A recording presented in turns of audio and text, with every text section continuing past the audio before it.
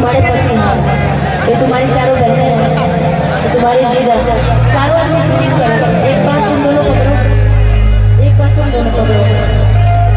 अभी महेश्वरी मंदिर में भीड़ लगा हुआ है, लक्ष्मी नारायण की पूजा बहुत होता है, इतना बड़ा मेला है। जाने के लिए जिद करना, ठीक है? बस हाथ मत लेना, निकाल मत देना हाथ शरीर से। कि बुलेट पहुंच जाओ, बुलेट पहुंच जाओ, कि ले चले घुमाए, बुलेट पहुंच जाओ। काहे के लगलू तू साजे सवारे, हारना नहीं, तुम्हारे साथ सारे लड़के हैं, ठीक है?